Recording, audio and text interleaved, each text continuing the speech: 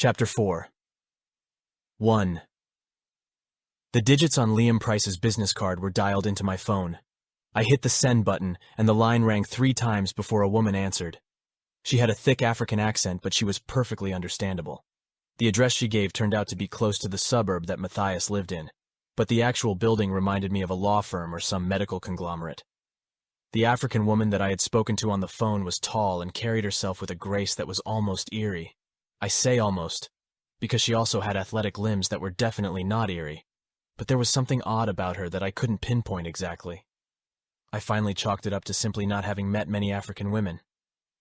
As I told you on the phone, Mr. Price was called away unexpectedly, but he told me to expect your call, Mr. Riley. So you know that he told me about, being a healer. Yes. Would it be better for me to come back later? It's really not a problem. That was pretty much a lie. I had cut class again because it was the only way to keep Matthias and Alinka from knowing that I was here, and I couldn't call into work because Tran would know, and that was the same as Matthias knowing. Just planning this really made me realize how much of my life she now took up. And that's when I got what was odd about the African woman. She had really dark skin. Yes, there are different shades of black people. You have what Uncle Jay calls high yellow, the more ordinary dark brown to really dark brown, and then this. This was a brown so rich that it was almost maroon. And just like that, I was certain that she wasn't human. Not entirely. She didn't quite move like a human either. It was hard to define. I can explain a little, she said. And when he returns, Dr. Price can explain more. My name is Vala. Good to meet you. Please have a seat. Would you care for a beverage? Water, please. She came back with a glass of water with pebble ice. It might save time if you tell me what Dr. Price has already explained to you. So I detailed the encounter at school, and you know how you hope for a certain reaction from people when you tell them about a traumatic event? Vala's face didn't change. I see. Dr. Price has always had a flair for the dramatic. So, the world isn't going to end or anything? Those who say such things usually mean that the world as they know it is going to change. Using that criteria, the world ends for nearly every living person every day because of the nature of existence. No, the planet will not stop spinning on its axis nor slow its pace around the sun, but it will certainly change. I nodded as if I understood. For some reason I was feeling like we should be seated around a campfire and burning incense. A healer is one who asks for his or her deity to rapidly heal injuries to their comrades or to themselves. A master healer does so during combat, and can be particularly powerful. You are, no doubt, familiar with faith healers? I nodded. The principle is similar. You give homage to Yahweh, yes? The deity of the ancient Hebrews. Yeah, I said, and then shrugged, realizing that I had never thought about God that way. I mean, I go to church. For some gods this is enough. Some require blood sacrifice. Others require the performing of rituals. Faith pleases Yahweh. Therefore you must build your faith. I sighed. That's it? Price tranquilized me and told me to come here to tell me to build my faith? My pastor tells us to do that every Sunday. Dr. Price can give you a more detailed explanation. He enjoys explaining things. I can tell you, however, that learning to heal is only part of what you must learn. What else is there? Combat. Combat?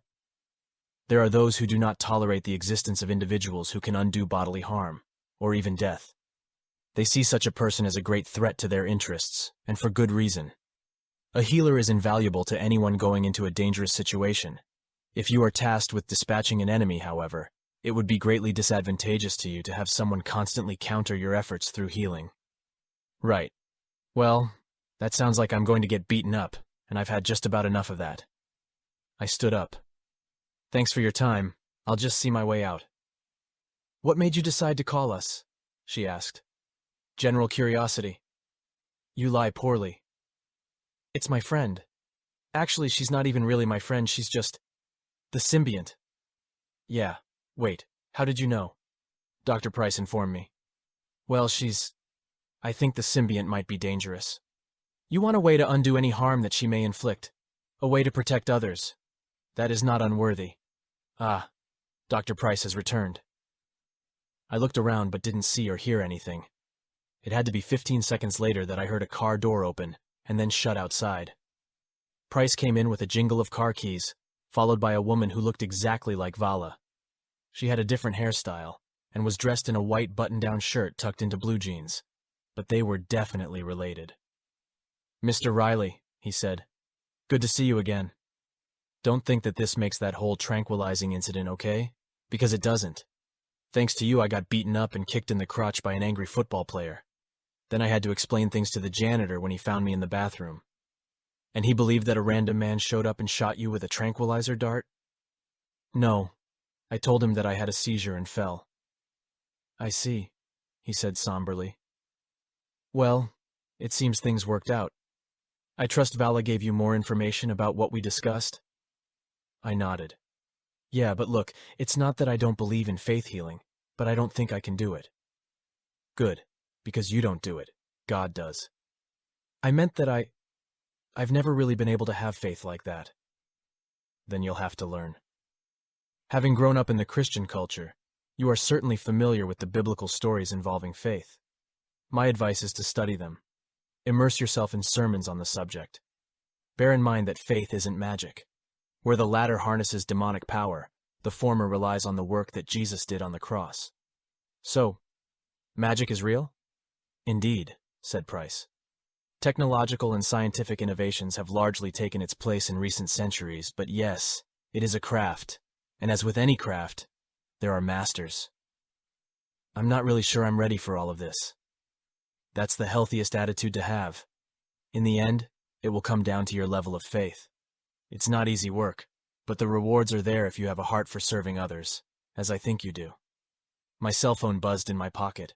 It was a text message from Matthias. "I need to go." "And how are things progressing with your friend?" I sighed.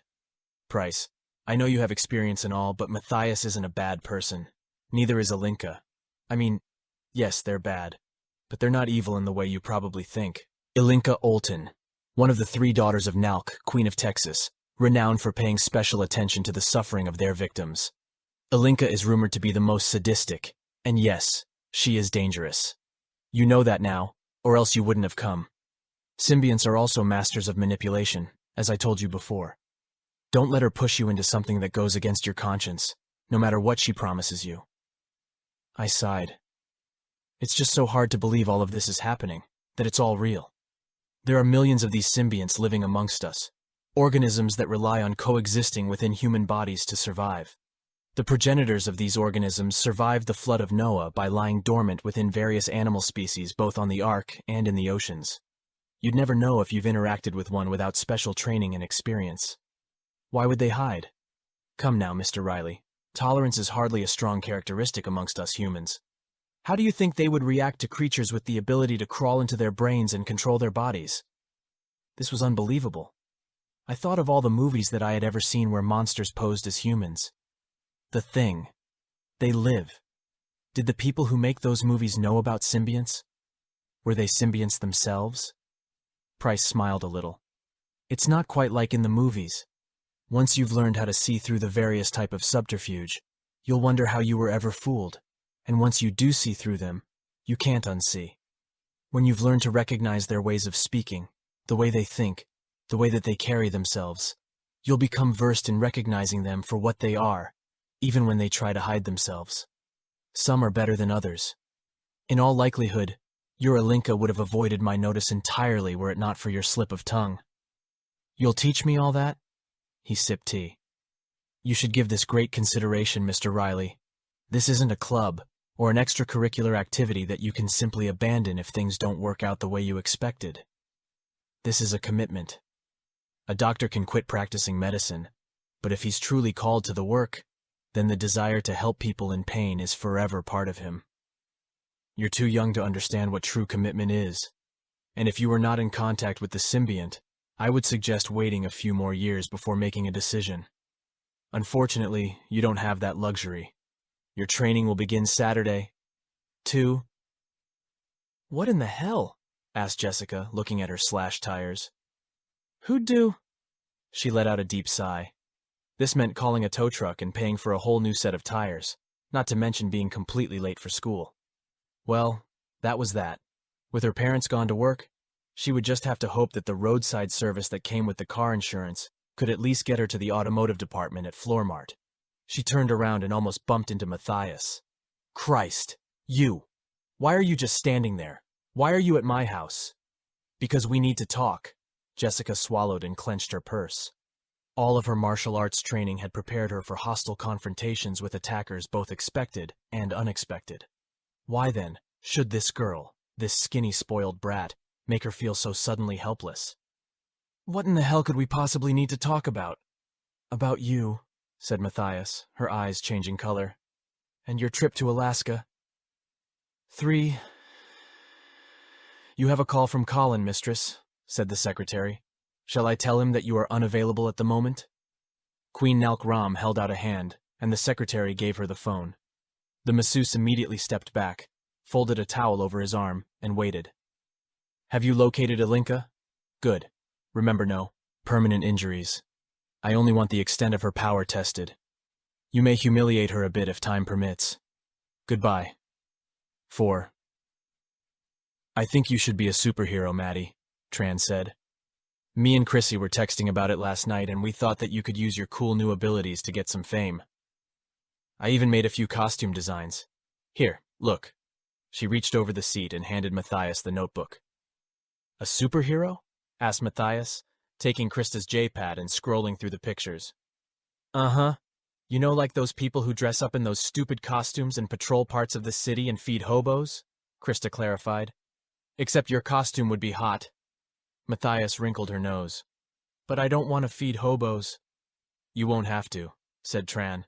We can patrol the good parts of the city where the cops don't let them fester. Matthias inspected her face in the vanity mirror. I like the idea on paper. James, participate. Think I'd make a hot superheroine? I pulled the door lever, but nothing happened. The door's locked. Let me out. The meeting's not adjourned, Tran reminded me. Then open a window before this cloud of perfume burns my eyebrows off. I don't know how any of you stand it. Matthias let the windows down. Come on, sweetie. We all know that you have an opinion about everything. Be honest.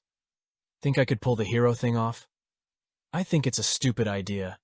None of you have any actual desire to help anyone but yourselves. The only thing you want is attention, which is the opposite of what any true hero wants. You're all actually closer to villains than heroes. Tran's eyebrows raised. Villains? You manipulate people. You lie. You go to any lengths to get what you want, and you don't care about anyone but yourselves. Matthias rolled her eyes. And here he goes. Heroes are liked and respected. Nobody likes any of you. We have way more friends than you do, said Krista. People only pretend to like you to be part of the jock crowd. Think about it. When was the last time anyone said no to you or disagreed with you about anything? Yeah, that's what I thought. You really think people who agree with everything you say all the time are being sincere? There's also the real danger involved in superhero work, which none of you are prepared to deal with. Told you he'd try to burst our bubble, remarked Krista. It's like talking to a board. He's just so regular. Anyway, I happen to have the danger part covered. She took a taser out of her purse. Chrissy's dad is CEO of a self-defense manufacturing company, said Matthias. They make tasers, pepper spray, those ugly rubber torso dudes that insecure vegetarian women like to punch, all kinds of stuff. I get to use a beanbag shotgun, Tran blurted out excitedly. I sighed. The groups that you're talking about usually have a strict no-weapons code. You better have a phone number to a lawyer in that arsenal, because you will get arrested and you will get sued. That's what the masks are for, Krista pointed out. They can't arrest us if they can't identify us. Speaking of which, we need to come up with some good names. Mine is Funbags, Tran exclaimed. You know, because of the beanbag shotgun? Krista and Matthias nodded their approval. Even I had to admit, to myself, that it wasn't an entirely bad name. That's a good one, cried Krista. And they have to be sleazy stripper names. Except for James because he's lame. Yeah, well, I'd rather be lame than stupid. And I'm not a part of this. No, stupid is those middle-aged cosplay nerds dressing up and giving themselves ridiculous names, Tran argued. We're doing this in style. You'll see. The first period bell sounded in the distance and Matthias closed her purse. Meeting adjourned. The one thing that I had hung my hopes on was that, collectively, these girls had the attention span of a soap bubble. I was sure the whole superhero idea would peter out by lunch. I thought surely they would move on to something else once they discovered how much effort was required just to make the costumes. But they kept talking about it. When Tran and Krista showed up at my house that Saturday evening, I really started to worry. "So, I found some cosplay superhero groups in the area," said Krista. "They're mostly what you'd expect. Socially awkward men of various ages and body shapes." "Have you met any of them?" I asked her. "Alone? Are you kidding? Then how do you know they're socially awkward?" "Okay, fine. You look at these pics and tell me which one screams successful ladies' man to you." She held the face of the cell phone up so we could all see her scroll through the pictures. I scoffed. "You know what my first impression of you was? Attractive, sane, smart. Look how that turned out." She blinked thoughtfully. "We need one with as few women as possible," Matthias advised. Tran and Krista nodded. "Why?" I asked. "To cut down on competition. The more women that they already have in the group, the less they'll care when we show up." "There's a gay group that patrols the Montrose area," said Tran. "All men." Matthias shook her head. "That's no good. We need sexual tension." "Okay. This group has 2 female members, but they look like they're in their 30s. "Are they ugly?" Tran shrugged. "I can't tell for sure. They're wearing makeup and body armor in these pictures. It says here that they patrol the downtown Houston area." "Perfect," said Matthias. "Downtown?" I asked. "Isn't that a little dangerous? Sometimes you have to run before you can walk." "That makes absolutely no sense in this context." Matthias put a hand on a hip and pointed at me with the other. "And I've just about had it with your crappy attitude. If you're not going to support us, then leave. This is my house." Typical. Whenever a woman does something that threatens a man's manhood, they do everything that they can to drag them down. "How does you 3 dressing up in costumes and getting yourselves arrested or killed threaten my manhood?" "If that happens, my troubles would be over. In fact, I hope you all get greased." Tran grinned smugly. "Oh, give us some credit. You think we haven't considered the possibility that you'd try to have us whacked to keep those pictures from coming out? If any of us die or get otherwise incapacitated, we've made arrangements to have them released by a third party." "You've actually shown those pictures to someone else?" "Several people, actually," Krista agreed. "Very trustworthy people. So it's in your own best interest to make sure we all stay in one piece." Now they were all grinning just as they had that night, and I was back in that chair again, in that room, naked and ashamed. Matthias tapped a thoughtful finger on the cleft of her chin. "That brings up another point. You need to pick out a name and a costume, too." "No," I said. "No way. I already told you that I'm not getting involved in this." "James, we're 3 women putting ourselves in harm's way for the good of the community. If we run into any, black people, we'll need someone who can speak the language. Ghetto talk. And because I'm black, you think I can just flip a switch and talk ghetto? When have you ever heard me talk like that?" "Okay, sweetie, tone down the MLK. It's nothing personal. Even Tran knows that she's our resident martial arts expert." "And I don't even know martial arts," chimed Tran. "But all I have to do is hold my hands up like this and people shit bricks." She held her hands up in the standard karate chop pose. "And she's willing to contribute what she can," Matthias continued, "which is the attitude that we need. All I'm saying is that the criminal element is more apt to hesitate if they see a black guy with 3 women than if they just see 3 women. Come to think of it, you probably won't even have to do anything. Just stand there and be as black as possible. Maybe toss some gang signs or something." "Aren't you sick of being Pat Riley's boring little brother?" asked Krista. "This is your chance to get out from under his shadow and do something meaningful.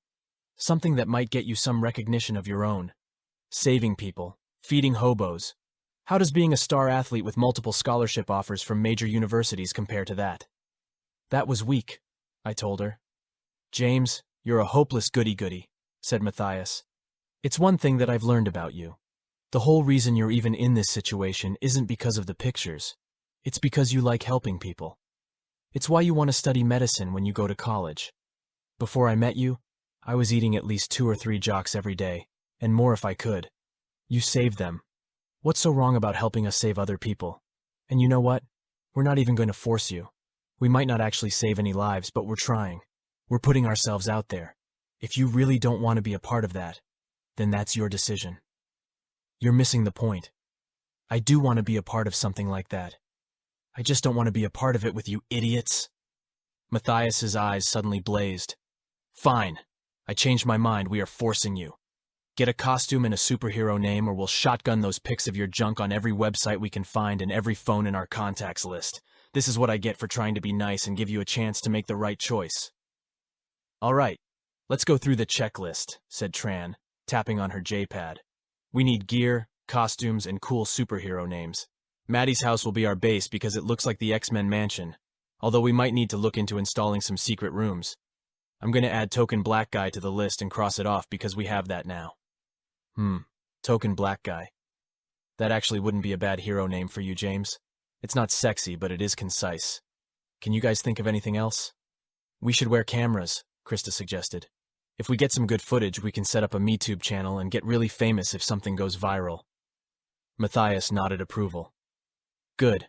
Let's knock the costumes off the list first. Ladies, it's shopping time. 6. I needed to talk to someone. Typically, Jess was just a speed dial button away, but she hadn't been answering her phone for the past couple of days. She had been pissed about the amount of time that I was spending with Matthias and the others. From her viewpoint, I was trying to get in with the in-crowd while tossing our friendship aside. As much as I wanted to, I couldn't explain to her what was really happening, and repeatedly telling her that just sounded more and more like excuses. It wasn't until she didn't show up at school that Monday that I decided to confront her. She was acting like a kid, and it was time to tell her.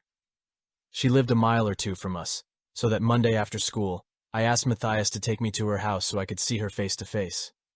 I expected an argument. I expected to find Jess at home sick with food poisoning or some fast-passing bug. I'll wait here, said Matthias. She had been oddly quiet since I asked her to drive me to Jess's house. Don't be too long. We have studying to do. You mean that I have your homework to do while you text all night? I grumbled. By now I was sure that while Matthias wasn't going to be breaking any academic achievement records, high school, math and chemistry weren't as hard for her as she had led me to believe before. Still, I was making money hand over fist, so I didn't complain. The tellers at the bank knew my name. They treated me with respect and dignity. I actually learned how to fill out a deposit slip, and I even had my own debit card. Sometimes I'd take it out of my wallet and just smile at it. Financially, at least, things were looking up. Jess. Mrs. Montoya broke into tears just saying the name. Oh, James. Deep dread settled in the middle of me. What's wrong? She went to Alaska. My jaw fell off my face. She went where? We found a note on her bed when we got home on Friday, Mr. Montoya said. He was hugging his wife. Jess had gotten just about every ounce of her stoic pride from him, but even he was struggling to blink back tears now. I had never seen him like this. Her room was cleaned and most of her clothes were gone. Alaska, I breathed, unable to believe what I was actually hearing. Alaska? The note only says that she was tired of life here and wanted to go someplace with better weather. She won't answer her phone. We don't even know where she could be now. Has she said anything to you? Anything? I shook my head slowly. I hadn't talked to her since Tuesday at school. It's why I came by. I thought she was sick or something. She seemed normal before that. Nothing? Begged Mrs. Montoya. Nothing at all? Jess wouldn't just up and do something like this for no reason, you know that. She had that match coming next week. She'd been preparing for months. What about the police? Did you talk to them? She nodded. They can't do much because technically she's only a runaway.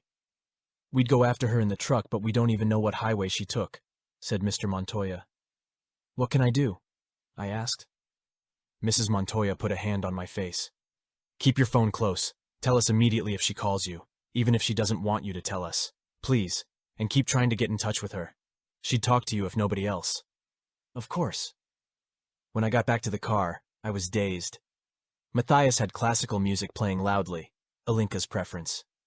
Hey! She exclaimed when I reached over and turned it down. Jess went to Alaska. Is that odd? Not now, Matthias. I'm really not in the mood. Don't get pissy at me. I'm just asking. How the hell do I know what's normal for her? It's not normal for someone, anyone in high school to just leave her family behind to drive thousands of miles to a place that she's never been. Actually, I've heard of people doing that. They just get tired of their lives and want to make a change. Jess isn't like that.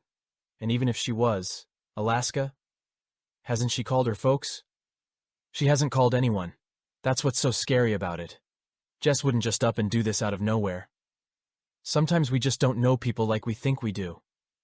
Jess wouldn't do this, I repeated with measured patience. You think someone kidnapped her? I grimaced. It was possible. Why would kidnappers bother making her leave a note like that in her room? Why would they kidnap her at all? It's not like her folks could pay a huge ransom. Clearly, agreed Matthias, looking at the house. Look, I know you don't like her, but please just shut up if all you can say is brain-dead garbage. So I suppose this means that you're not coming over to my house to watch movies with us tonight? Matthias, what did I just say about, she's supposed to be your friend, but the moment you start spending time with people that she doesn't approve of, she treats you like trash and then bails. I know you think that Trainee and Chrissy are vapid skank-diseased prostitute robots, but they'd never treat me like that or skip town without telling me why. That should tell you something about what she thinks of your friendship. I was quiet. Now I know you aren't in the mood, but I have a surprise for you. Actually, two. Every time you say that, it ends up being something nobody wants, but you. Not true. I got you that subscription to Dude Health because the articles are really good. You got the subscription because you like the pictures. And what about that stupid espresso maker you got for Uncle Jay? He's never drank an espresso in his life. You're never too old to appreciate new experiences. I even took the time to go over the instruction manual with him so he's not as intimidated by it. This time the surprise is for real, I promise. 7? Matthias insisted on covering my face with her hands until we got inside her house. I don't like people's hands on my face. I know how to close my eyes. And I don't trust you not to peek. Now, do you want the big surprise or the little surprise first? Let's just get the big one out of the way. All right, come this way. I let myself be led for a while longer. And, surprise! We were in one of the mansion's large living rooms. On one sofa, neatly arranged, was an array of guns, shotguns, ammo, and various styles of tasers, grappling hooks, throwing knives, night vision goggles, and flares. The arms shipment came in, Krista squealed, jumping like a kid. You have got to be kidding me, I said. Tran chambered a shell into her shotgun. We're locked, loaded, and ready for action. It looks like you're ready to rob a bank. It's called being prepared, said Krista. You were the one who said to research Batman, so that's what we did. He has a tool for every possible situation, and now, so do we. But he uses his brain! I let myself lean against a wall, then slide down to the floor. He thinks his way out of problems. He doesn't use lethal weapons. Matthias grabbed a bullet and held it out toward me. Rubber bullets, silly. And those are beanbag rounds for the shotguns. You were the one who scared us shitless with all that talk about getting ourselves sued. Well, you were right, so we decided to go strictly non-lethal. Military rations, I shouted. What are you going to do with military rations? Someone got a little carried away when she was ordering stuff, Tran said, looking at Krista. Krista shrugged. They might come in handy, never know. And here's the second surprise, Matthias said. The girls put down their various weapons and stood next to each other with their backs to me.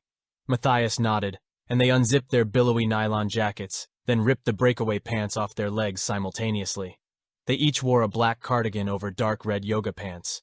When they turned around, there was a big pink S on the front of the jacket in the girliest font I had ever seen. We are the Spectaculars, Matthias said, then held up a black hoodie and a pair of dark red sweatpants. We knew that the cardigan and yoga pants wouldn't work for you, so we got you sweatpants and a hoodie version. So, what do you think? My instincts were to point out the long, long list of things that were wrong with this entire display. Pink, the pretentiousness of the S logo, the extraordinarily stupid name, the ridiculous array of weapons on display. These twits were blackmailing me, and I should have wanted to tear them down at every turn. But I didn't. I actually felt a little sorry for them. It was a comic scene, and if I weren't in it, I would probably have been laughing myself to tears. But sitting there on the floor taking it all in, I was oddly touched. And it wasn't just the yoga pants, the one aspect that I did approve of. Something in my face, or the hesitation, made them smile and squeal. "He likes it!" Krista shouted. "He likes it!" "I don't like it!" I barked back. But it was too late. The group hug had commenced. "We're going to do this!" Matthias shouted. "We're going to be the most badass bitches this city has ever seen!" After popping some popcorn and talking, we decided that it would be best to put some time in on the range before contacting any hero groups. The range turned out to be the large acreage of land that Matthias called a backyard. We spent a lot of time watching MeTube videos and learning techniques for shooting guns, knife throwing, unarmed combat, and basic first aid. I know how that sounds, but you can learn some really good stuff from internet videos if you actually go out and practice. I'm not saying it made us experts, but we were building confidence. Tran practiced with her beanbag shotgun until she had a large purple bruise on her shoulder. I suggested that she wear something soft under the cardigan to absorb some of the shock, but she didn't like the idea of a lump under the fabric. She finally decided to practice hitting targets while holding the shotgun at her hip. This had the advantage of looking more Hollywood and sparing her fragile arm, even though her accuracy suffered. I feel like such a hick holding it like this. Krista's favorite weapon was the quarterstaff. I think it took her back to a time in her life when she wore tutus and twirled batons in kiddie talent shows. She demanded that I spar to help with her improvisation skills and reflexes, which I didn't mind doing because I had always thought the staff was a cool weapon. Busted knuckles notwithstanding, it was actually pretty fun. "Now I know the destruction of perfectly good watermelons is going to break your heart, sweetie," Matthias told me as I propped 3 watermelons up on the makeshift bench. "But I promise you that the nice farmers will grow more." Wow, it's almost as if you've been waiting years to have a black friend to use that joke on. Why, James, is that what we are? Friends? Well played. The last time I had seen Alinka's whip had been at night, and the lighting in that parking lot hadn't been great. In the sunlight, it was much more disturbing. What I thought had been a leather bullwhip conjured out of nowhere due to magic of some kind was actually a deep red length of something like a lobster's antennae. "Oh my God! Did that just come out of your hand?" screamed Tran. She and Krista were clutching each other desperately. I actually wanted to grab someone too. It looked really freaky, but I managed to get by with just wincing. Matthias ignored us, held the whip, and made a motion with her arm. At first I thought that she was too far away from the melons, but then all 3 exploded with a single pop. The thing could actually extend much further than I thought it could. Afterward, she turned and looked at us as the thin whip retracted back into her arm. "Well, say something, damn it." "Wow." Krista was awed. She went to Matthias and examined her hand. There was no mark, scar, or anything else to indicate that she had just shot a 30-yard-long object out of her arm. "Does it hurt when it comes out?" Matthias shook her head. "I don't know why, but it doesn't." "Can we see it?" Tran asked, leaning forward. Matthias held her hand out, and the thing pushed out of the skin of her palm.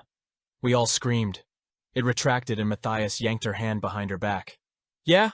Well, how the hell do you think I feel? It's coming out of my hand." "Oh, Maddie." Tears rolled down Tran's cheek, then Krista's. "You're a freak of nature."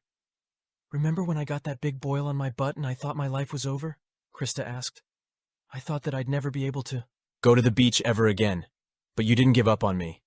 You went with me to the doctor and we lanced the shit out of it. Remember what you told me?" Matthias laughed. "Well, that's what I'm telling you now. Own it, girl. It may be the most disgusting thing any of us have ever seen in our lives, but you own it. You get so good with that tentacle thingamajig that people will forget to vomit when they see it come out." This speech renewed the tears, and they hugged again. A while back, I had come to terms with the reality that I would never understand women. The makeup, the hair, the need to fill entire closets with shoes. Most of all, I still didn't understand how an entire demographic of humans could function most of their lives being completely crazy. 8. It was another 3 weeks before we all got somewhat confident enough to leave the training yard, and by then we had connected with a volunteer hero group in Houston. The girls were a little put out when our first assignment wasn't a patrol, but to help a local cafeteria serve food to the homeless. "They're trying to see how serious we are," I told them.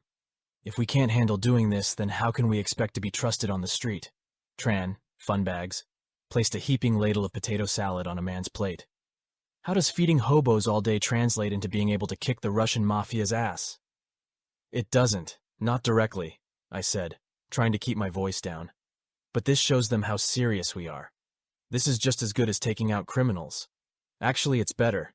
These people need food now. The criminals will always be there. Then I leaned in. And please stop saying hobos. It's not PC. We haven't been practicing our asses off to be PC with a bunch of stinky hobos, Matthias, Thesex, pointed out, but in a lower tone. We did it to kick Russian mafia ass wholesale. Why do you want to focus on the Russian mafia so much? Because they're bad. But there are other criminal groups to fight, I reminded them. There's Italian mafia, Yakuza, there's Mexican drug cartels, inner-city gangs, Hezbollah. Not that I agree at all with the idea of getting on the bad side of any of them. Matthias rolled her eyes. At this point, I don't care, as long as it's a mafia. I'm with Maddie, Krista, Savasana added. This sucks. I sighed. I told you before we started that this would be the kind of stuff we'd be doing primarily. You can't seriously think that even the veteran heroes actually do any stupid, dangerous stuff like take on armed criminals. They leave that to the cops because they're not insane. No, they leave it to the cops because they can't do what I can do, Matthias countered. That's right. Maddie's special, said Tran. You saw her gross whip thing. She could handle people with guns, and we have our own guns. We have to give this a chance to work, I told them. Be patient. But all I got were sneers and derisive grunts. After our first mission, as the Rampart, the leader of our new hero group referred to assignments, the girls were demoralized and exhausted. When the girls were demoralized and exhausted, shopping malls made money. I decided to stay behind at the auditorium and help clean up. Are you kidding? Asked Tran when I suggested that they do the same. Do we look like janitors? No, I admitted patiently. You don't look like janitors. Matthias narrowed her eyes. Why did you say it like that? Forget about it. You're burning valuable shopping time talking with me. Please just leave. Krista tugged on her shirt. He's right. Let's go, Maddie. Hey, Token. How'd your first mission go? Asked Rampart as the girls left. He was a big man whose costume looked like a mix of steel plates sewn onto a bomb disposal suit. He told us that it was the version of his costume that he wore in the cooler months of the year. Pretty good, I said. It was nice to help out. Didn't look like your friends got into it very much. Yeah, I'm really sorry about that. They had an idea of what being heroes was going to be, and this wasn't it. I know the type. Everyone wants it to be like in the movies. You'd be surprised how many people I have to tell that all that stuff is CG and stuntmen and huge special effect budgets and sets and props and makeup crews and scripts and marketing and editors and special effects best boys and production coordinators and a men's and women's wardrobe supervisors and still photographers and set designers and craft services and first aid and Canadian casting and head hairstylists and assistant music editors. Wait, why would they need a still photographer? To take behind-the-scenes photos. People always like that sort of stuff. I never thought about... A series of popping noises came from the parking lot. Gun! Someone yelled. Outside! 9. The scene was surreal. Tran was laying on her back. Her left leg was bent wrong and her face was twisted furiously as she pumped and shot the shotgun at a dwarf. An actual dwarf. A dwarf with a massive hammer. Rampart put a hand on my shoulder.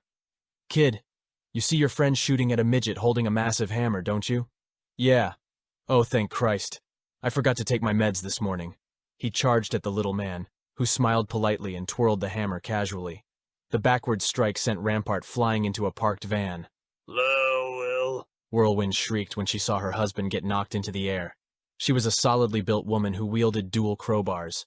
Her outfit was a sky blue version of Rampart's that sort of made her look like a female Mega Man. Still smiling, the dwarf deflected each of her rhythmic strikes, then punched her in the gut. She fell unconscious, and he put a metal-clad foot on her back. By now, Tran had reloaded and rapidly shot the dwarf 5 more times. Beanbags? The little armored man chuckled at her, the Scottish accent topping off his demeanor perfectly. You're going to have to do better than that if you want to take down old Colin.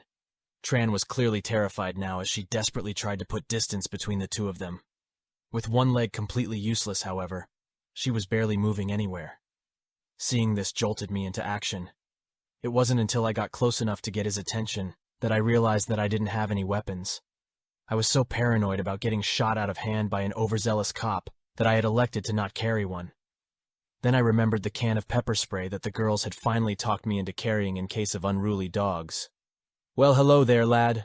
I'll warn you once to mind your own. Oh, I see you wearing the same colors as these harlots. Does the worm have you enthralled? Then come forward. Come and let me hammer cure what ails you. It would have been one thing if he was the size of a normal man, but there was something about his size and that hammer that just freaked me out. And there was the armor. It was battered, but clearly functional enough to withstand at least the beanbag ammo from Tran's shotgun. Up to this point, my combat experience had included 2 horny drunks, 3 psychopathic girls, a heartbroken jock, and a British college professor. In each case, I got my butt handed to me, but defeat can be a confidence builder. Had anyone told me that I would be able to endure those events beforehand, I wouldn't have believed them. It wasn't until now that I realized that I considered myself something of a badass for having done so. Now, as that small bit of completely unearned confidence melted away, I froze. "What's that in your hand there?" the dwarf asked jovially. Pepper spray." "I? Like real pepper? Know the chemical stuff?" I don't really know." "Well, what does it say on the label, lad?"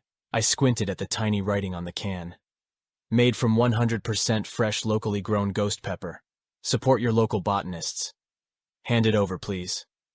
When Colin set the big hammer down on its head, so that the handle was sticking up, it made a deep ringing noise. I had worked in a junkyard most of my life, and knew a little bit about metallurgy. Hardened metal rang like that. I put the pepper spray in one of his small, meaty hands as he reached into the leather sack around his waist.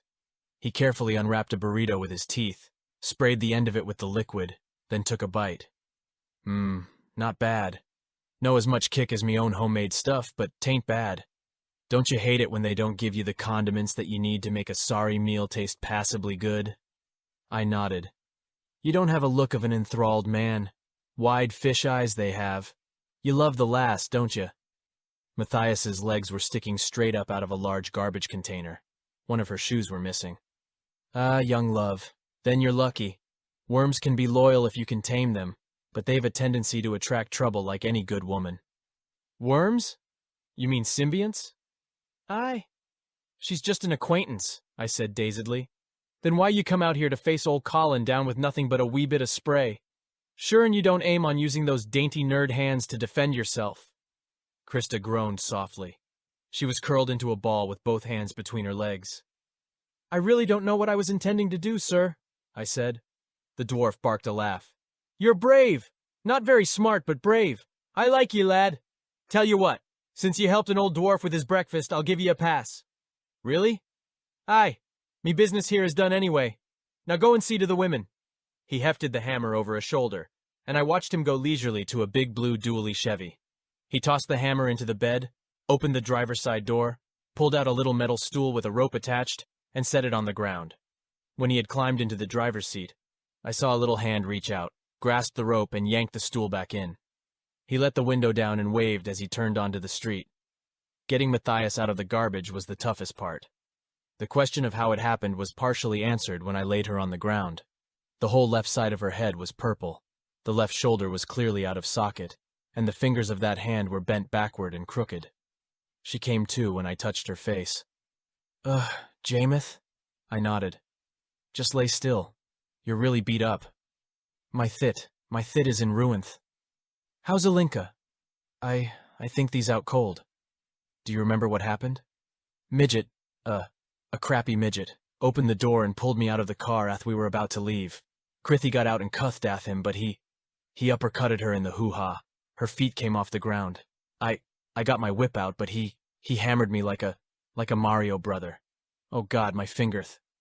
Yeah, all of y'all are messed up. We need to get to a hospital. You smell bad." "That's you, Matthias. You were just upside down in a garbage container." She looked surprised to see the large metal bin that we were next to. "He threw me in the trath? My thew. Where'th my other thew?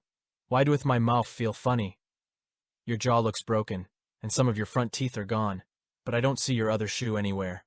"Why are you the calm?" she sobbed. "This is horrible. I'm hideouth." "I think it'll heal okay once you and Alinka get some nourishment," I consoled her, remembering how well the gunshot wound had healed. "Your teeth are already starting to grow back. It's disgusting. Oh, thank God. Where Crithy and Trainee?" "They're helping each other get in the car. We need to get Tran to an emergency room for her leg." Carry me to the car. Are your legs hurt? Don't you dare give me that right now, Jamth. Carry me. Hey, buddy, is this hers? A homeless man across the street was waving Matthias's other shoe in the air. Found it over there by the bus stop. I carried Matthias across the street. She took the shoe and hugged it to her chest like a lost teddy bear. Thank you. Jameth, give him a little tomething for hith trouble. I gave him 2 wadded-up dollars and loose change out of my pocket. God bless you both, he said. 10. We sat in a doctor's office waiting for the nurse to come and put a cast on Tran's leg. This is your fault, Matthias finally blurted. She was looking at me. By now she had absorbed enough energy to have grown back her teeth and heal the other injuries, although she still smelled like the bottom of a garbage can. How is any of this my fault? I asked. If you would have just listened to me and left instead of trying to feed those hobos, we would have been gone before that damn midget got there. He's a dwarf, Matthias, not a midget, as in the kind of dwarf that shouldn't exist. If that hammer was solid steel, it had to weigh around 1,500 pounds. Oh, don't get PC with me. Like I give a shit what chapter of the damn lollipop guild he represents. James saved us, Maddie, Tran admitted. Her lower lip was quivering. That freak was going to end us. Then he was going to put our dead bodies in his pickup and take us somewhere. I know it. Matthias put a hand on her chest. Oh my God. Where do you think he was going to take us? Probably to his little smokehouse of rape and barbecue. Little bastard. Matthias hugged her, then noticed the look that she exchanged with Krista. What's wrong? We need a break from hero work, Maddie, said Krista. James can heal you if you get hurt, but if me and Trainee's shit gets in ruins, then it stays in ruins. I can't believe he punched me there. That actually hurts, girls? I asked. Krista rolled her eyes. No, I'm just sitting here with my legs open because I like looking like a butch lesbo. Yes, it hurts. We got our asses kicked on our first mission, said Matthias dismally. Daddy will let us get refunds on the equipment, consoled Krista. We're still in the 30-day period. Krista, can I pray for you? I asked abruptly. Excuse me? I know it sounds strange, but I think Jesus can make your... I think he can stop it from hurting. Oh my God, he's lost his mind, she said in a flat tone. James, what's the matter with you? Asked Matthias. This isn't the time to thump Bibles. Just let me pray for you. She looked at Tran and Matthias. It really hurts, Maddie. You're seriously going to let him touch your hoo-ha? Asked Tran. I don't have to touch it, I told them. Just put your hand where the pain is. Krista put her hand over her crotch. This is stupid, mumbled Matthias, but I tuned her out and extended my hand toward Krista's waist. Then I tried to remember what Price said when he was praying for people at the mall last Saturday. Watching him heal people had been amazing. Probably the most amazing hour of my entire life. He had simply talked to random shoppers and asked them if they had any pain in their body. Some said no, but he prayed for the ones who said yes, and they were all healed. One guy had back problems. A lady with crutches got her foot healed instantly, and someone else with a painful toothache was healed. Jesus, thank you for who you are, and thank you for loving Krista. Pain, I command you to leave now in the name of Jesus, and I command her hoo-ha to be healed. Krista's eyes widened briefly, then she glanced at me and pursed her lips together. Do you feel anything different? I asked. No. Are you sure? Yes, I'm sure. It's my body, so I'd know if something was different. All right. Well, sorry. I guess my faith isn't good enough yet. I had prayed for 2 people that day at the mall, but the second one didn't get healed. Price told me that when people didn't get healed after we prayed, it could be for a variety of reasons, and not to necessarily take it personally. Matthias couldn't resist adding salt to the wound. Wonderful. Now that we've proven beyond doubt that God hath forsaken us, we can actually do something useful like ask a doctor for meds. Maybe we should go to the cops, Tran advised. And tell them what? Asked Matthias. A midget with a hammer attacked us, then drove away in a pickup? The dwarf. He knew about Alinka. I was looking at Matthias. Who's Alinka? Krista asked. Nobody. Matthias gave me a sharp look. There's someone who might be able to help us, I said. Who? Price. You're kidding me, right? That limey jerk tried to kill us. That was a misunderstanding. Matthias pointed emphatically to the place where the bullet had hit her. He didn't misunderstand us, James. He shot me. Matthias, listen. We can't do anything and the cops can't do anything to protect us here. Now, I've talked to Price and she jabbed a finger at me. I knew it! I knew I smelled his aftershave on you the other day. At first I thought that you were trying to impress me by trying to smell good.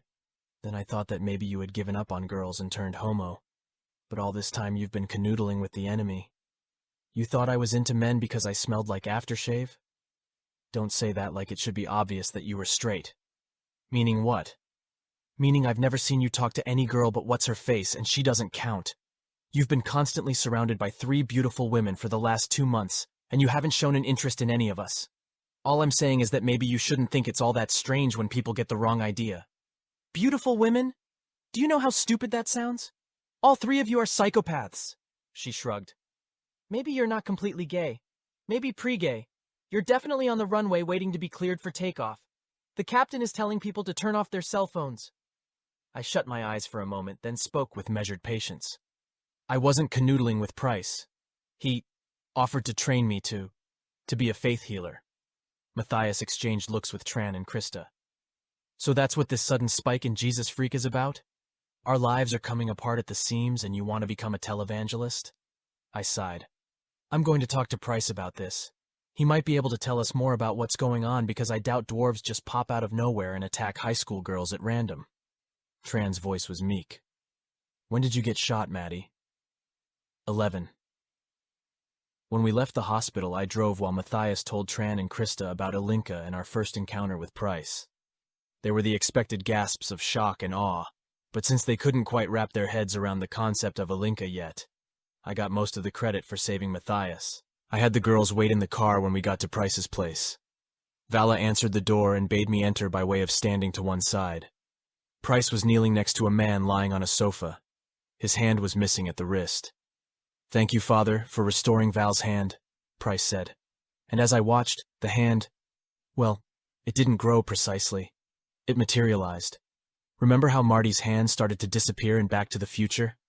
That's the best way I can explain what I saw, but in reverse. Ah, Mr. Riley, I'll see this gentleman out and be with you momentarily, said Price. Stunned, I watched the man make a fist repeatedly with his new hand. He doesn't do things halfway, Mr. Gellick, Price told him. Rest assured it's your hand and that it is completely healed. Excellent. You'll have your family's debt paid off in no time, Price. Price stopped walking and faced him. The debt is paid. Settled. I owe you nothing else. You would do well to remember that before contacting me again. That almost sounds like a threat. It's only a point of fact that I want no confusion over. You and that hand will be up to no good once again soon enough, I'm sure, and I no longer want any part of it. The man upstairs didn't seem to mind. Careful, Gellick. He sees and hears everything. He can just as easily rot the hand off as he healed it. I would count my blessings and consider a new line of work, were I you. The other man smiled chillingly and flipped the bird at Price. Yup, seems to be working just peachy. Vala growled and shut the door. She said something in another language, then Price put a hand on her shoulder. They always get what they have coming. You know that. I get the feeling that when he gets his, he'd welcome your jaws around his throat. Now then, Mr. Riley, our next training session isn't until tomorrow. What brings you here? His hand. It grew back. Yes. I've never seen anything like that. According to your faith, so be it unto you. I felt a touch of annoyance at the casual way that he spoke, as if all anyone ever had to do was ask God to do something and it would get done. I knew better. And that's it? You were there. You saw with your own eyes. Yeah, but his whole hand just appeared. Out of nowhere? The miraculous will be routine for you soon enough. Surely you could have phoned if that was what you wanted to discuss. Okay, never mind. Look, something happened today. To Matthias. Yes? Price rubbed his chin thoughtfully when I had told him everything. Symbionts tend to make enemies rather easily.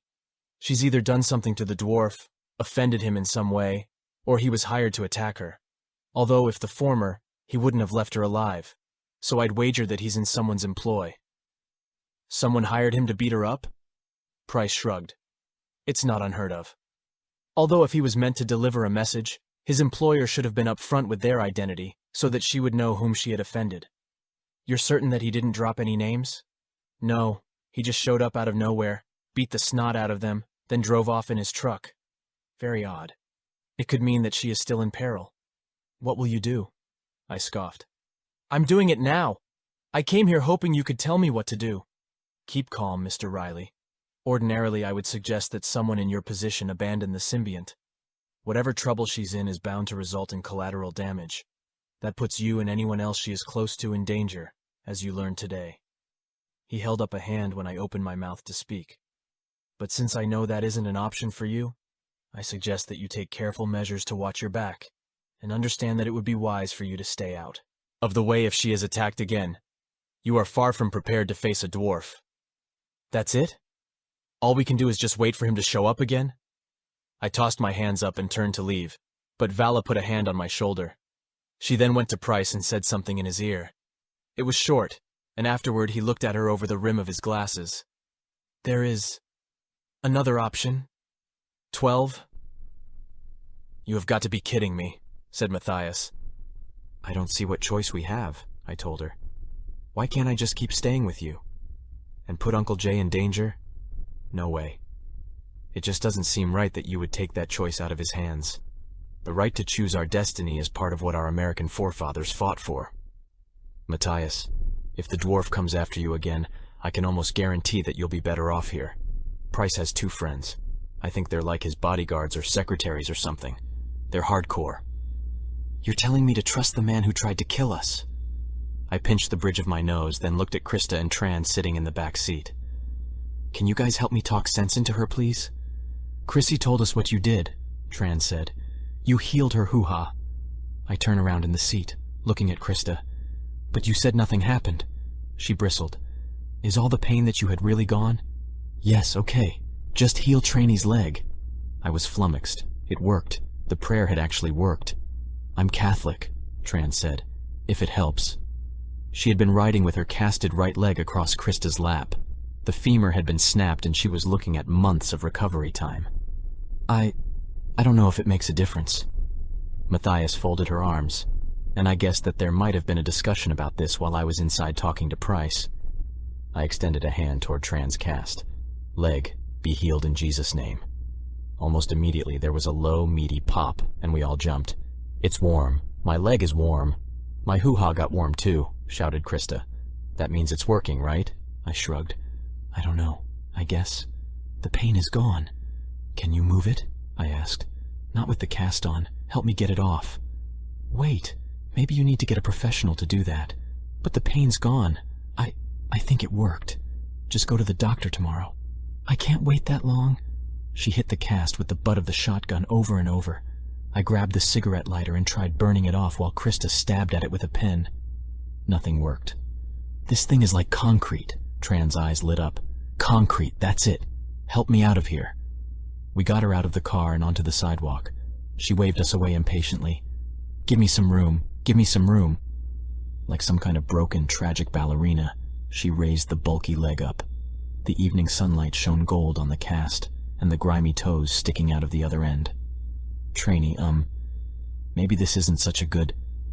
There was a sound like cracking porcelain when the cast hit the curb. It separated into 2 jagged pieces. Tran frantically tore at the exposed underwrapping until her leg was visible. It's healed, she whispered, then crossed herself. It's healed.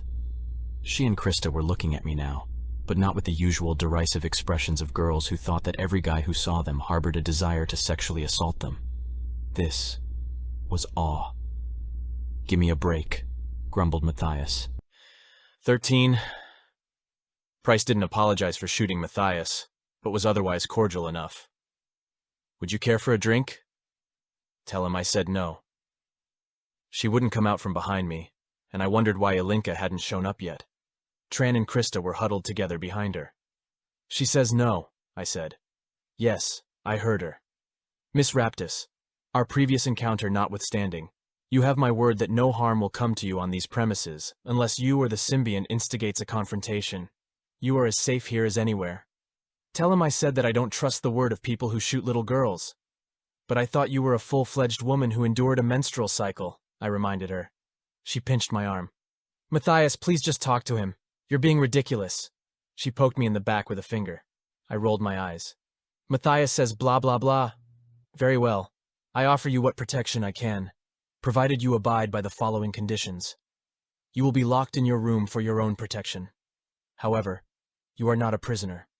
You are free to leave, upon request, anytime you want. But understand that once you leave, you will not be allowed back.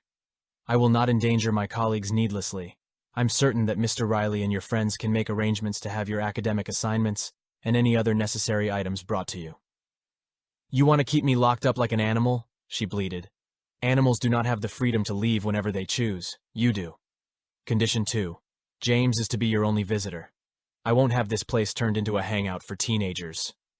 But we're her best friends, Tran argued. Then you should be willing to make sacrifices for her safety, said Price. Do we have an understanding? Screw this! James and Uncle Jay will take their chances with me. Like hell we will, I shouted. You're staying here or you're on your own, Matthias. You want to be safe. This is what it takes. He wants to lock me up, she whined. What am I supposed to do all day? Read. Study for once in your life. Best of all, not get beaten and tossed into garbage cans by dwarves. Good, said Price. Now, if you'll accompany Vala, she will show you to your room. We followed the tall woman down a hallway until she stopped and unlocked a door. Fidgeting as if she expected something to jump out and bite her, Matthias inspected the bedroom. This is worse than James's room, she complained. We'd probably go into convulsions if they turned a black light on the walls. Krista and Tran just sort of meandered around, inspecting the furniture. This is a very clean room. Vala sounded almost personally offended. I assure you. Please don't leave me here, James. Please? You have a TV, a sofa, your own bathroom. What's not to like? Oh, right, she said. I keep forgetting where you live. Okay, you get settled in. I'll drop by tomorrow after church with your clothes. I do not see how being locked in this place will keep me safe, said Ilinka. Then her eyes lit up. Oh, a picture window. Make it come on. I showed you how to turn on a television. But this one looks so different than the one in your room. But there's always a button somewhere that turns it on, remember? Sometimes you have to look for it. And be sure to check that there is a string going from the back and into the wall. I went behind the old television set and pointed to the wire that was plugged into the wall. Ilinka nodded, then ran her hands over the device, pressing everything that could have been a button. Finally, she hit the right one, and the screen lit up. She broke into a grin and clapped her hands excitedly. See? Not hard at all. Tell Matthias that I'll take the doctor's excuse that Price wrote for her to the principal's office and bring her schoolwork Monday after. She grabbed my hand. You can't leave me here. Not alone with these people. Ilinka, they're not going to hurt you. My love, James, please. My pride is great, but if you would have me, a princess of the House Olton, get on my knees and beg, then that is what I will do. I caught her by the arms as she started to bend.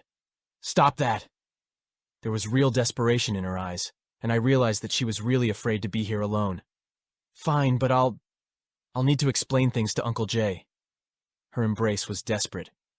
Thank you. I pushed her back. The first night only. It'll be ridiculous for both of us to stay here. That will do. We will discuss the... She broke off, looking at Price at the door watching us. If it's not an imposition, I added.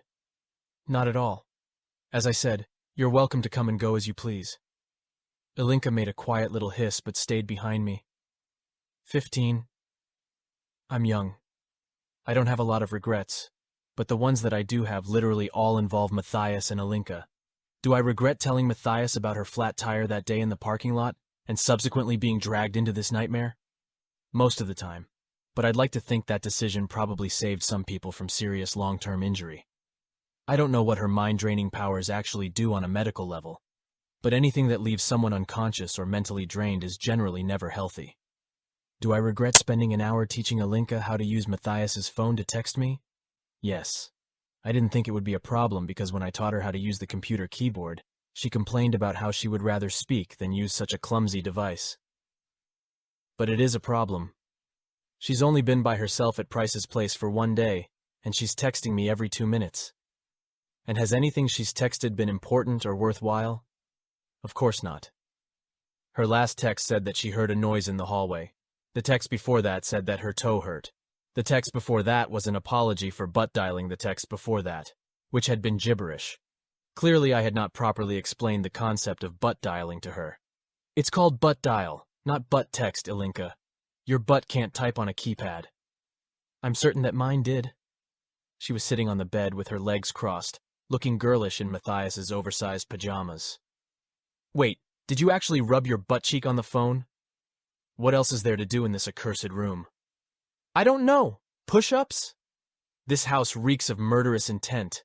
Your worthless human nostrils cannot know it, but it has assaulted my lungs all day. You have placed your trust in these people, but they wish me nothing but harm. I am your responsibility. Your charge.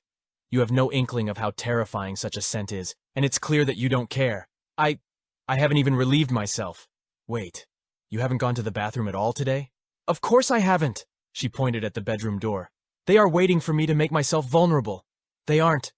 Ilinka, just go use the bathroom. She pursed her lips and looked to one side. What's wrong? I can't move. Huh? If I move, then I will burst. Why do you think I'm sitting with my legs crossed? You always sit like that. You must carry me. I'm not carrying you to the toilet. Me soiling myself would be as much an embarrassment to you as to me. You are my Zaire. We are one. Oh, please. You are being a child. Come. I'm not pulling your pants down. And I do not require you to. I only need assistance getting to the glass water bowl. So I scooped her up carefully, carried her to the bathroom, and set her on the toilet. This is the weirdest thing I've ever done in my entire life. She caught my wrist as I turned to leave and looked up at me with pleading eyes. I somehow managed to do the entire job of pulling her pants down while looking to the side. She let out a cry of relief, among other things, the moment I got the garment over her thighs.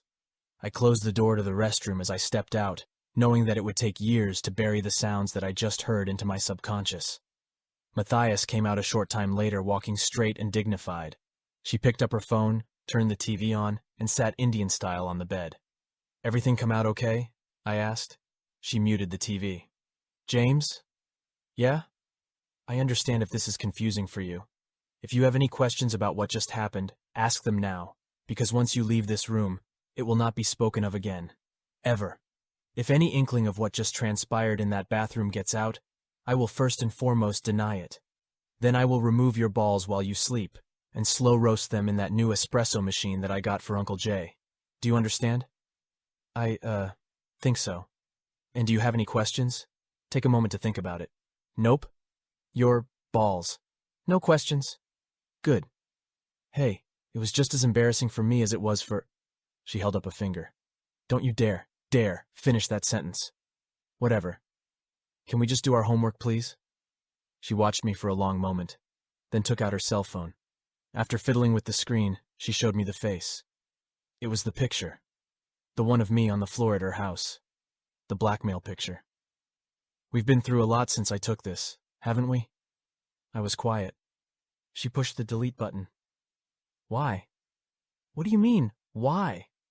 Think I want to end up in a hospital and have some bored cop find pics of a naked black guy on my phone?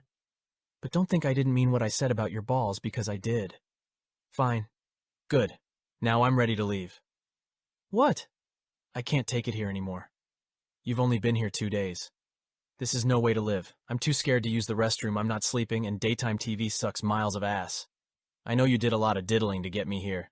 You mean finagling, not diddling. But right now I'd rather take my chances with that shitbird midget than spend another night here. Even your house is better than this. I tossed my pencil down. Okay, but you're not coming back to my house. I'm not going to let your stubbornness get Uncle Jay involved in this. Great, because we ain't going to hide anymore. We'll stay at my house. Our alarm system is state-of-the-art and we can make booby traps. Booby traps? She nodded. My family is from mountain country. We got a trap for every kind of animal there is. If that sawed-off bearded little turd wants a piece of me, I'm going to be ready. You actually know how to trap animals? She closed her eyes. Then why did you bring up your mountain heritage like you were a straight-up G? Because we're going to find MeTube videos about it like we did everything else, she said sweetly. Can you shut the hell up now? I made a gesture of surrender. You know, sometimes it's only when we're laying at rock bottom flat on our backs that we see the sky most clearly. Oh Lord, please don't start waxing philosophy. We call ourselves superheroes, and what do we do the first time we get hit? Hide like bitches. But heroes don't hide when they get their backs broken and get thrown in prison. They learn from their mistakes, dig deep, and climb out of the septic tank. And that's what I'm doing right now. James, take my luggage to the car. The spectaculars are back. Carry your own luggage. 15. The next day at the morning meeting in the school parking lot, Matthias embellished her story about leaving Price's place, saying that he begged her to stay, but that she gave him the double bird and left anyway. I don't know if Tran or Krista were dumb enough to believe it, but they were great at acting like they did, and that seemed to satisfy Matthias. Ladies, my exile gave me a lot of time to think. That cheapskate Price didn't even have basic cable, so I only had 3 crappy channels to watch. 3, and 2 of them were in Spanish. Oh my God, Maddie, gasped Tran. How did you cope? Sheer willpower. Then I told myself that I wasn't going to let it end like that. I wasn't going to let some midget freak wreck my dreams of becoming a superhero. She held up a hand when both Krista and Tran let out a weary groan. Nope, we're not going to be patrolling the streets anymore. We're going after cyberbullies. Cyberbullies? I asked. I heard about them, but didn't really pay that much attention until I didn't have anything to watch but some Spanish version of Jerry Springer all day. That lard-ass Dr. Bill makes his whole show about cyberbullies. And you know the best part? Most of the little bastards are kids. That means no patrolling with the gays and no feeding hobos. Tran and Kirsta's wary expressions turned hopeful. What about our costumes? Krista asked. We put so much time and effort into them. And we'll still wear them. What we do is let Tran work her magic on the internet to find out where the bullies live. We do some recon, and when we've gathered enough intel, we decide how to handle them. That's the fun part. The hands-on part. What do you mean handle them? I asked. I mean we wait until they're alone, then encourage them to stop bullying people. Krista was smiling deviously. Encourage them with pepper spray and tasers. Oh, Maddie, I love it. Sadly, James, I don't really see a place for you on the field team. This is mostly white-collar crime, and we won't need a black guy for that. I'll need a moment to pick up the pieces of my broken heart. Oh, you're not out. You'll be working behind the scenes. Behind what scenes? Being on call to provide logistical and emotional support if all 3 of us are in the field, that kind of stuff. Emotional support? Who needs emotional support for going after internet bullies? They're probably all a bunch of grade schoolers. James? What? Your big fat pie hole is open. I want it shut. You shut your fat pie hole. 16. Jessica sat in her motel room pondering. The girls from work had invited her out for drinks after her shift at the restaurant, but the weird feeling had come back, and she had learned that it was best to be alone when it did. The alternative was to spend the whole night constantly having someone shake her shoulder or snap their fingers in her face when she drifted off. There were times lately when she would feel like she was on the verge of remembering something important. At these times, she would be virtually useless. Customer orders would be wrong. She would leave her purse in a shopping cart or forget other important things. Frustrated, Jessica had taken to keeping a notebook of her thoughts. It turned out to be a great way to relax herself, even though the things she wrote brought her no closer to solving the peculiar mysteries in her head. There were her parents, and the strange, nauseating feeling that she got when she thought about contacting them. It was like motion sickness.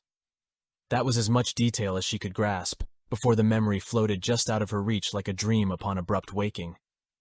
Anchorage was nice. Even nicer since she had given up on trying to understand why she had yielded to the sudden and irresistible urge to move here. Waiting tables was getting old fast, however, and she thought that she might try fishing. Women actually did that around here, and almost any one of her newfound friends could teach her the trade. She was also oddly interested in martial arts. I've been watching you, a man's voice said. She looked up, and a tall, middle-aged man was standing by the passenger door of her car as she was about to get in. Not much of a pickup line there, buddy. I'm not trying to pick you up. I can smell it on you. The confusion. Jessica hesitated. You're right. I'd like to know why you're standing by my car. Because I can help you. It would be better if we went back inside, I think. Oh, sure. Like I'm just going to invite a weirdo that popped out of nowhere into my motel room. I don't know what you want, but you should really work on your people skills. I can restore what's been hidden from you, that which is just out of your mind's grasp. Jessica was in her car and about to shut the door, but stopped, got back out, and held the man's eyes. She didn't ask what he meant. The answer was in the calm set of his hard face. The stranger didn't accept her offer of a drink when he came into the motel room. He simply sat at the small table and gestured for her to sit in the chair opposite him. Jessica sat on the foot of the bed. The dawning terror that she had invited a stranger into her room was beginning to burn at her instincts. But there was no other choice she could have made. Refusing the man's offer and never seeing him again was a chance that she just couldn't take. "You have questions," he said. "What's wrong with me?" The man smiled just a little. "You've been charmed by a symbiont." "A symbiont?" "Think of them as a species of vampire, creatures who feed on the minds of humans and leave nothing but destruction and lies in their wake. You currently find yourself in that wake, if I may be so bold." "Nothing like that exists." "They certainly do, but you will learn more of this in time. There is hope, yet, for you. The charms can be broken depending upon how long they've been in effect. You arrived here only a month ago, yes?"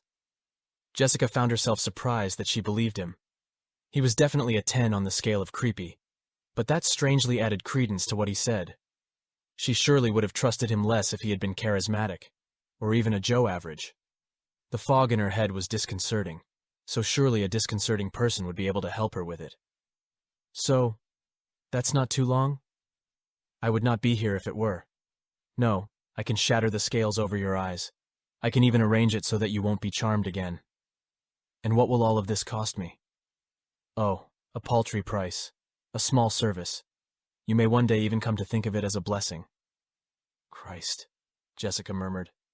It was what she had been dreading, but actually hearing the creep dare to put it into words made her realize that she had still been hoping that he would ask for something she would be willing to give. "Get the hell out of my room." The man held up a hand. "Not that kind of service, young one. Human females hold no interest to me." "Then what does?" "I prefer to keep that to myself. You need only be concerned with getting your life back. Listen, rein in your doubt. I will give you time to consider my offer. I will reside in room 204 until noon Sunday. If I do not hear from you by that time, then I will consider my generous offer refused, and you will live out the remainder of your life under the symbiont's charm." "Who are you?" "Call me Wax," she scoffed. "Okay, Wax. I'll think about it."